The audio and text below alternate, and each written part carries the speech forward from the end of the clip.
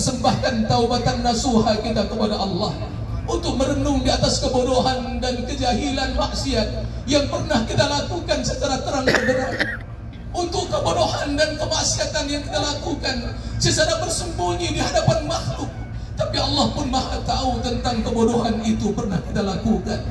Maka Allah Subhanahu wa ta'ala mengingatkan kita, orang-orang yang bertaubat adalah orang-orang yang memperakui semua kebodohan maksiat yang pernah kita buat, bukan karena orang lain, tetapi karena kejahilan dirinya sendiri. Itu yang Allah ingatkan kepada kita. A'udzu billahi minasyaitonir rajim.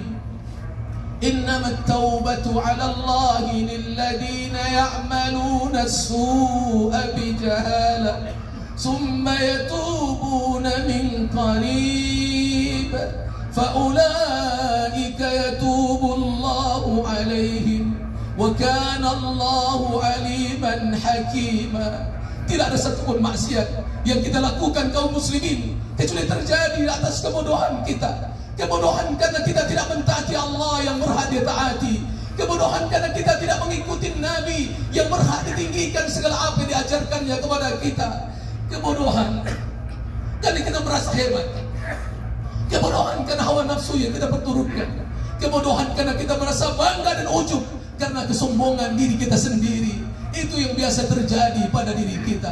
Maka Allah ingatkan, jangan tunggu taubat itu tidak lagi berguna di saat semua manusia hadir di hadapan Rabb, menangis, merintih, meraung untuk memohon Allah agar diampuni. Tapi Allah Subhanahu wa ta'ala mengatakan, "Walaisatit taubatu lilladzina ya'maluna as-sayyi'at hatta idza hadara ahadahumul maut qala inni tubtul an walalladzina yamutu wa hum kuffar ulaika a'tadna lahum 'adaban alima."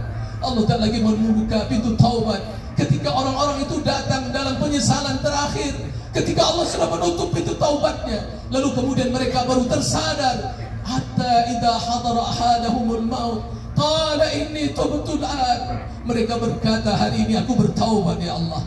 Tidak lagi berguna taubat kita.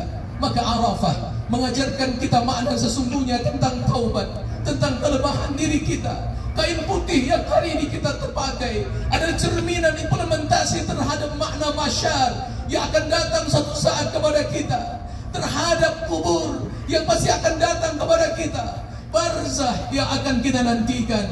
Wa min waraihim barzahun ila yaumi yub'atsun.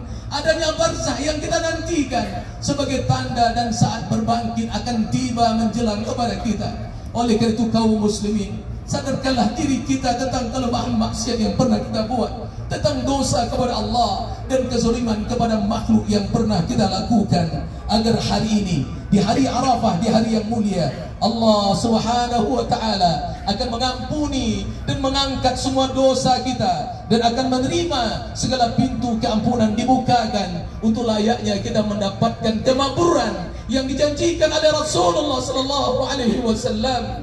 Al-umrah ila al-umrah kaffaratun lima bainahuma. Al-hajjul mabrur laysa lahu al-jazaa'u illa al-jannah. Haji yang mabrur tidak ada balasannya kecuali surga. Tak cukup kita 55 juta membayar surga, tak cukup 42 hari membayar surga, tak cukup kaum muslimin. Maka hari ini kita hadirkan diri kita yang hina di hadapan Allah untuk mengakui semua kelemahan, agar Allah layak mengampuni kita dan berazam untuk berjanji tidak lagi jatuh kepada kebiasaan maksiat yang kemudian kita merasa mulia padahal begitu hina pada diri kita di hadapan Allah Subhanahu wa ta'ala.